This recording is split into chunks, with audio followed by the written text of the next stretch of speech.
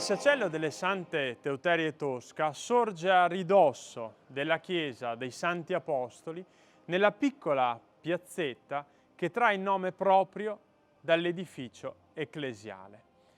Il piccolo tempio, oggi chiuso dalle architetture che gli sono state costruite attorno nel corso dei secoli, un tempo prospettava lungo l'antica via Postumia, oggi corso Cavour, poco lontano da Porta Borsari, che immetteva verso il centro della città romana.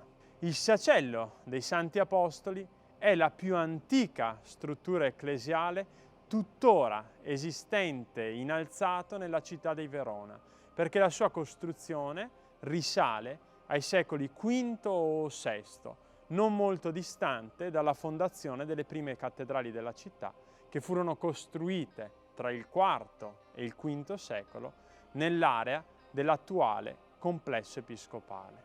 Gli esterni del sacello sono davvero semplici, poiché non hanno nessun tipo di ornamentazione architettonica né di decorazione, ma sfruttano solamente i mattoni, in qualche caso alternati da conci di pietra, e ciottoli di fiume posizionati a spina di pesce. La struttura originaria del sacello era a croce sormontata da un tiburio, mentre nel corso dei secoli sono state aggiunte delle strutture che gli hanno fatto assumere l'odierna forma a parallelepipedo con una sola abside.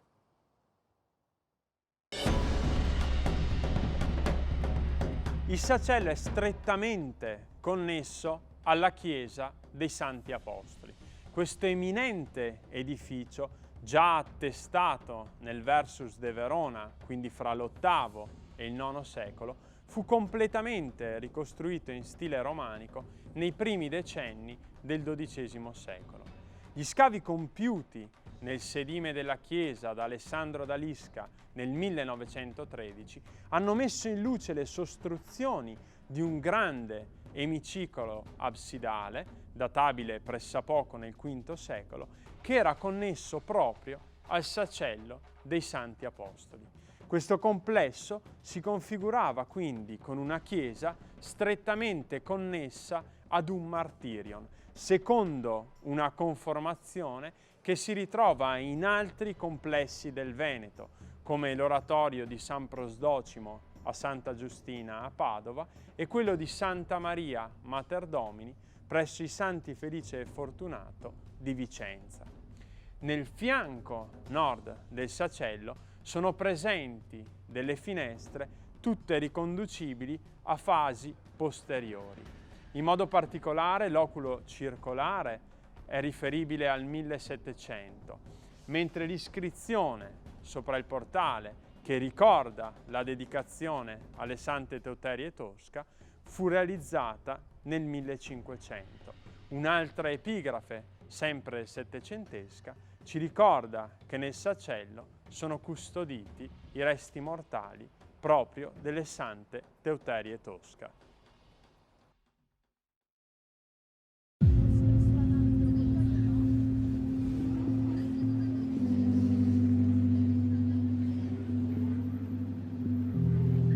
Nel vestibolo a ridosso del fianco meridionale della chiesa dei Santi Apostoli, che conduce alla sagrestia e quindi al sacello, è presente uno straordinario palinsesto di affreschi. I brani più antichi, riferibili all'incirca alla metà del XII secolo, mostrano due figure inginocchiate davanti a delle croci gemmate con una mano benedicente nel clipeo all'incrocio dei bracci, che recano la palma, simbolo del martirio, e 3 spighe di grano. Queste due donne, identificate dalle iscrizioni come Paribella e Vaida, sono state riconosciute alternativamente come delle martiri, ovvero come delle offerenti.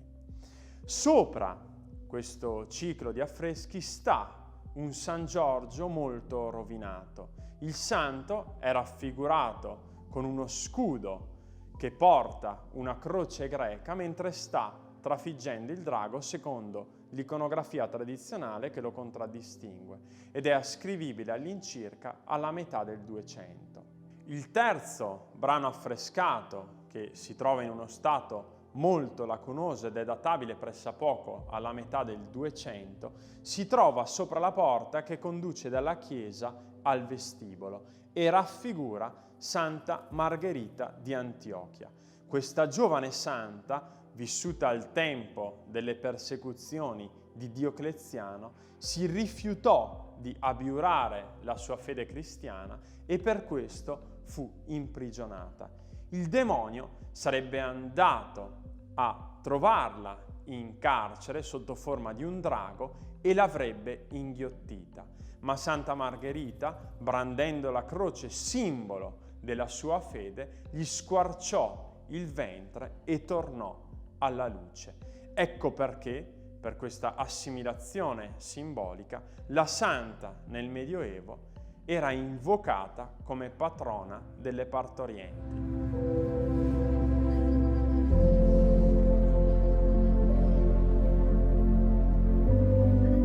Una porta del 1817 conduce dalla sagrestia della chiesa al sacello delle Sante Teuteria e Tosca. Ma chi erano queste Sante Teuteria e Tosca? Teuteria era una vergine pagana che visse nel III secolo in Inghilterra e si convertì al cristianesimo ricevendo il battesimo. Per sfuggire al suo promesso sposo, il re Osvaldo, scappò verso sud finché giunse in Italia, a Verona, dove fu ospitata da Santa Tosca, una donna, un'eremita, peraltro sorella del quarto vescovo della città, San Procolo. Le due donne vissero in una grotta che per un miracolo divino fu coperta di ragnatele che impedirono ai sicari del re Osvaldo di trovare le due donne, che poterono così continuare la propria vita ascetica di preghiera e di contemplazione fino alla morte.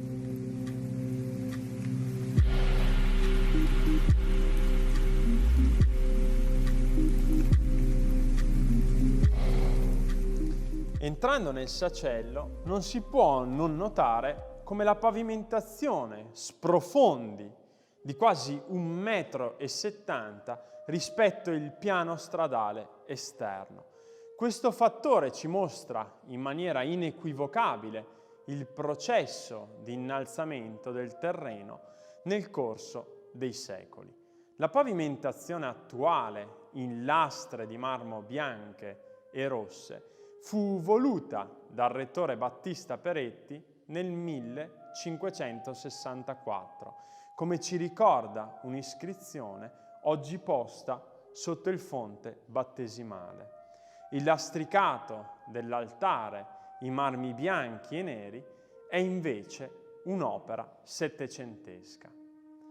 Durante i restauri compiuti nel Novecento nel sedime del sacello, uno scavo che sprofondò a circa 2,20 m rispetto al piano di calpestio esterno, portò alla luce estesi brani di mosaici bianchi, neri, rossi e gialli, oltre ai resti di 3 pavimentazioni romane.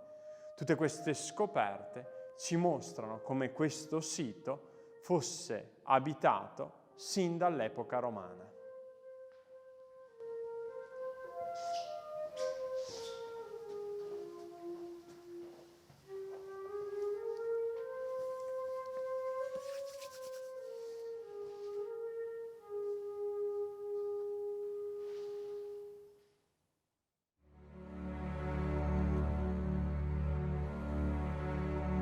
Sopra l'altare settecentesco che si staglia nell'abside centrale del sacello si impone la grande arca dedicata alle Sante Teuteria e Tosca, che contiene i resti delle due donne rinvenuti dal vescovo Annone nell'VIII secolo.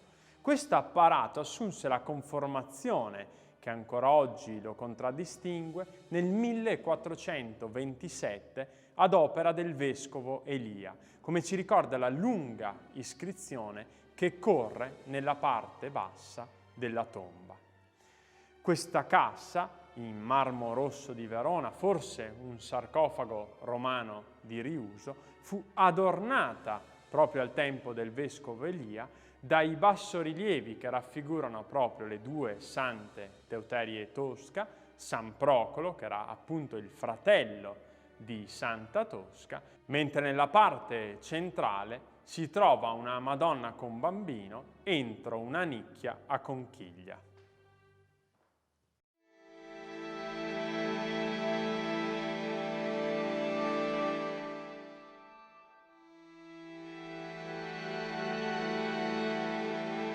Il Sacello assunse un nuovo assetto giuridico già dal XIV secolo, quando divenne giuspatronato della famiglia Bevilacqua. Questa nobile stirpe che risiedeva già dal XII secolo nel borgo dei Santi Apostoli. Secondo alcuni sarebbe stato proprio Guglielmo Bevilacqua a ingrandire la struttura per apporvi le tombe dei membri della sua nobile stirpe. Nel fianco meridionale, infatti, troviamo la tomba di Francesco Bevilacqua, morto nel 1368 e figlio di Guglielmo. L'apparato si compone di una cassa, probabilmente cinquecentesca, adornata di ricchi motivi floreali e che reca gli stemmi della famiglia che cingono un cimiero nella parte centrale, ed è coperta da una figura di giacente ascritta variabilmente a maestri campionesi, ad Andriolo de Santi o a Giovanni di Rigino. Sopra la tomba sta una pietà coeva proprio alla figura del Gisano.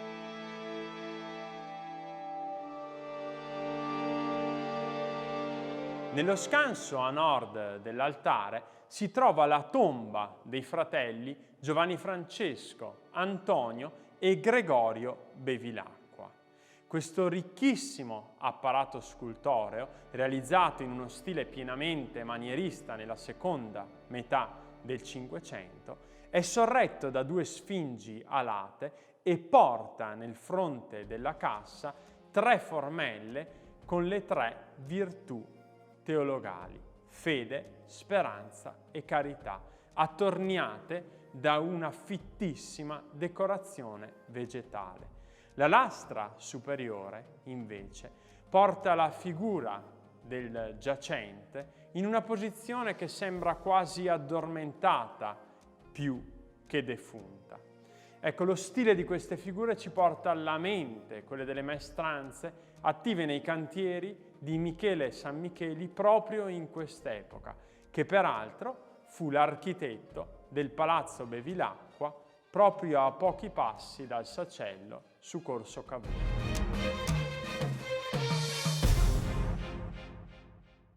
La forma originaria del Sacello era a croce greca con 4 bracci uguali coperti da volte a botte e dominata nella parte centrale da un grande tiburio sostenuto da 4 pilastri, secondo una soluzione architettonica molto simile a quella del mausoleo di Galla Placidia a Ravenna.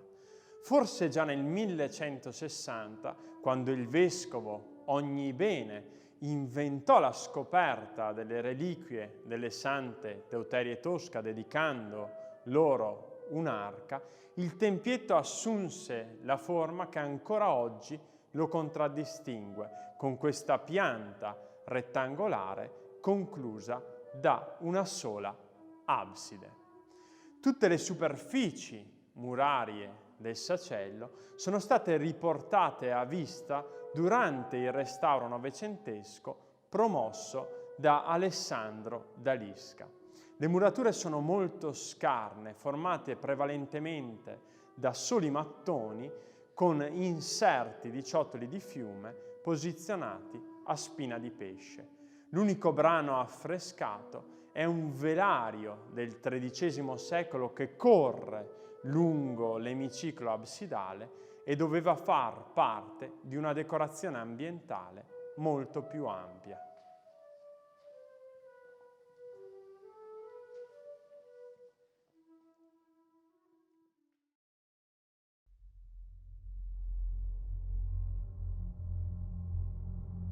All'interno del sacello sono collocati 2 fonti battesimali. Il primo è posizionato nella parte centrale, sotto l'Alto Tiburio, ed è formato da 2 elementi. La pila centrale, realizzata nel 1950 da Trida, che reca lungo i bordi la raffigurazione dei 12 apostoli, mentre il basamento è composto da dei delfini trinciati che simboleggiano il ciclo di morte e risurrezione, alludendo quindi alla nuova rinascita dell'uomo che avviene col battesimo in Cristo. Nello scanso a nord dell'ingresso si trova invece questa grande pila, realizzata presumibilmente nel XIII secolo, che ha un'importanza fondamentale per la storia della Chiesa veronese.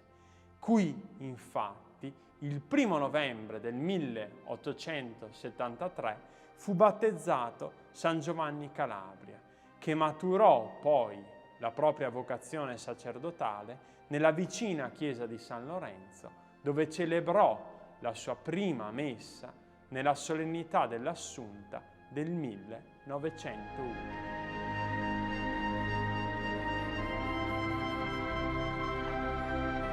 Il sacello delle Sante Teuterie Tosca rimase gius patronato dei Bevilacqua fino al 1898, quando passò alla parrocchia dei Santi Apostoli, che tuttora ne detiene la cura.